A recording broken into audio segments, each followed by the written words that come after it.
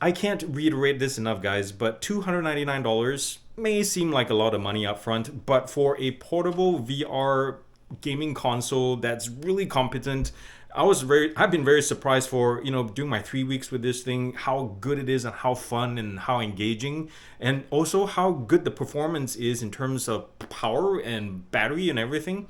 So for 299 bucks, and if you're able to catch some sales that I've seen similar to Cyber Monday and Black Friday, this thing will go down even further. I saw like on Amazon it was like $100 store credit or something like that, which is amazing. By the way, when you buy this, it comes with the controller as well as a free game, the Batman Arkham Shadow, and it's a really decently long game, and it's really really good, really fun. And it's like $40 on the store itself, so you get a $40 deal right there.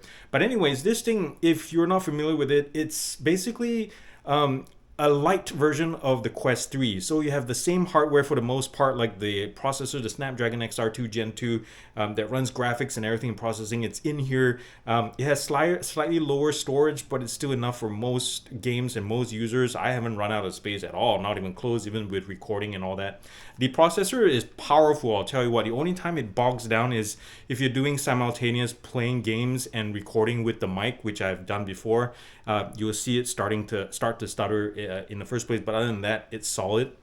Now, the only other difference too, the big one, if you come from the 3, you will notice that the Fresnel lens versus pancake lens, that's a huge difference, as well as resolution. And I would say the resolution 1080p is sufficient for most of the apps available on the store, and even helps with battery life compared to the 3. This adds about 20-30 minutes on top of the other model in real life.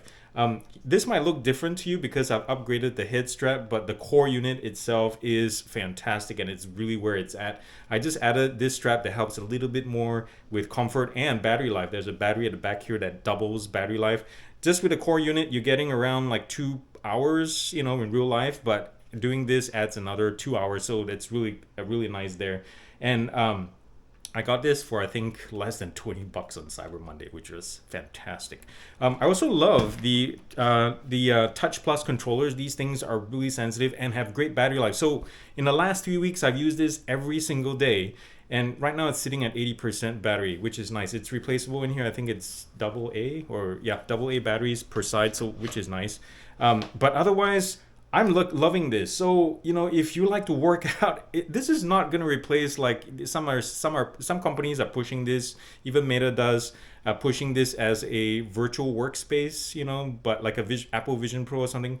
No, not even close. But it does a little bit here and there. You can browse the web, check your Facebook, do WhatsApp calls with this.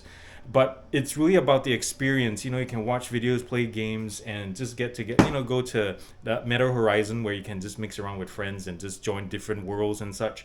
But one of the biggest things for me, and I think for most users, is the workout. I would say this is like a modern day, better version of the Wii. Like if you like to work out and such, this thing is fantastic. I just get a sweat. I can get a good cardio with this, just with boxing or even Batman. I'm like fighting my way through the crowds and such.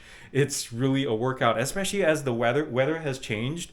As it's gotten colder, this is a great way to work out if you can't go out. But anyways, yeah, 299 bucks. Go check it out right now. The links are down below. And let me know if you have one yourself, and it'd be awesome to see what you think about it.